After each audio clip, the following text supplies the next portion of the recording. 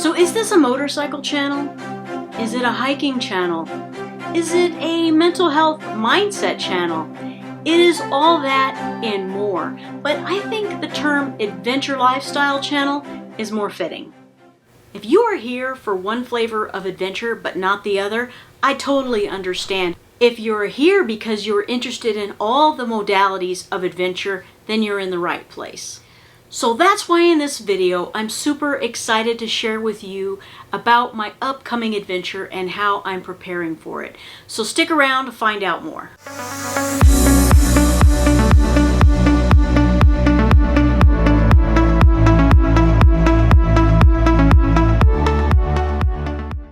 Welcome back to the channel. If you're new here, I'm Jess, and here I share my adventures with you, as well as lessons I've learned and the technical aspects of adventure. I also share the importance of mindset and how we can achieve an improved sense of mental and emotional well-being through the adventure lifestyle. If you find any sort of value in this content, please like, subscribe, comment, and share. You help me grow this channel, and you tell YouTube to show this video to more like-minded people. In a past video, I talked about how I would like to try through hiking.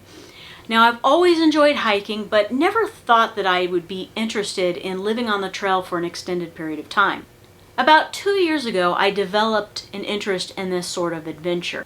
And then last year, my son announced that he would be hiking the 211-mile John Muir Trail, starting in Yosemite National Park and heading south through the Eastern Sierras to Mount Whitney, which is near Lone Pine, California. That got me doing research mostly on YouTube.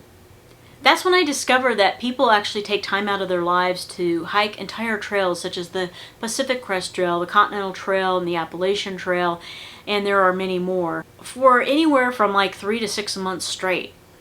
That sounded absolutely crazy to me, and I don't know if that's something that I would ever want to do. But when I met up with my son on the trail at Red's Meadow near Mammoth Lakes, California, I saw all kinds of hikers, and a lot of them were older than me. I struck up a conversation with a few of them, and it seems like the overwhelming message was just do it. There is nothing like it, and don't wait until you're too old. So it was at this point that I started feeling this stirring within me that this is something that I wanted to do, that I needed to experience.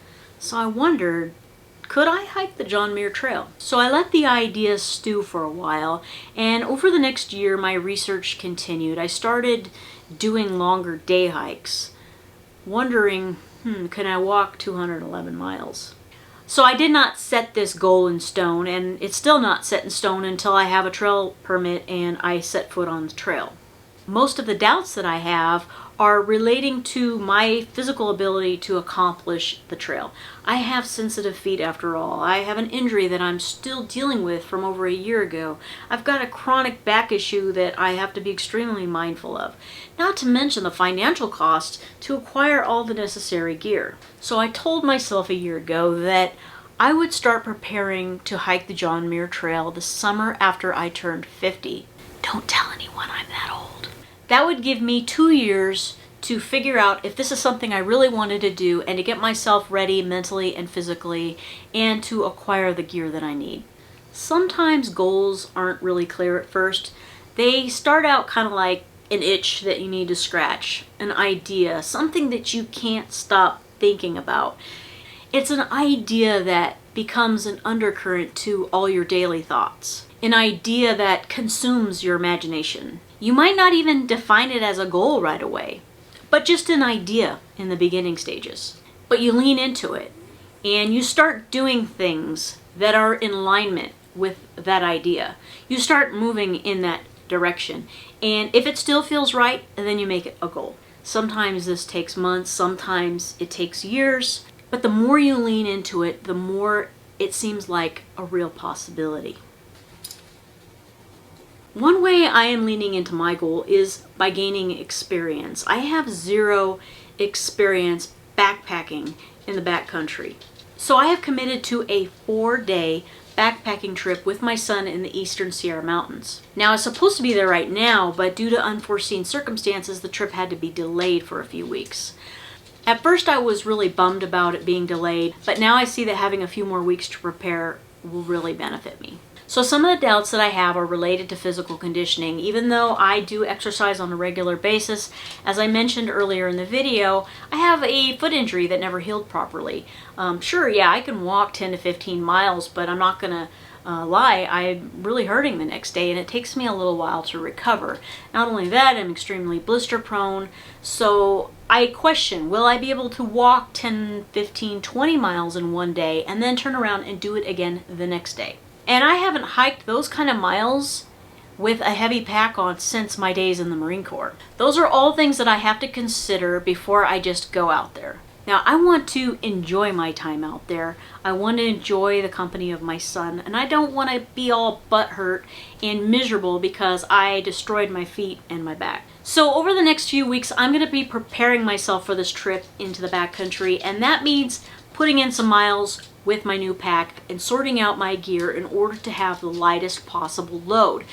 I ordered an ultralight pack from Hyperlight Mountain Gear. My son recommended this kind of pack to me because he said that I'm old. Yes, those were his words, I'm old. So now I'm focusing on how to pack it in the lightest possible way, sorting out what to bring, what not to bring, and weighing absolutely everything.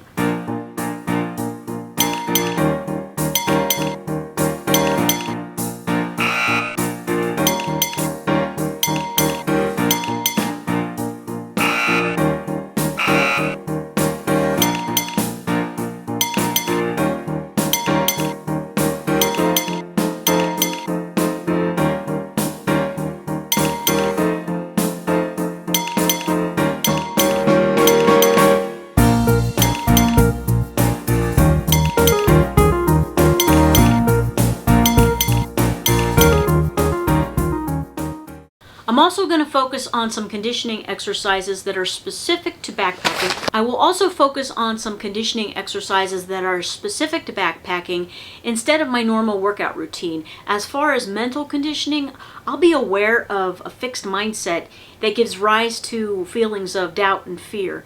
I will remind myself, don't live a life of regret by not trying, by not doing. I hope you liked this video. Please like, subscribe, comment, and share if you did. Let me know in the comments what you accomplished that required you to overcome the discomfort of fear and doubt. In the meantime, I hope you live life well by getting out and creating awe-inspiring and meaningful experiences through adventure.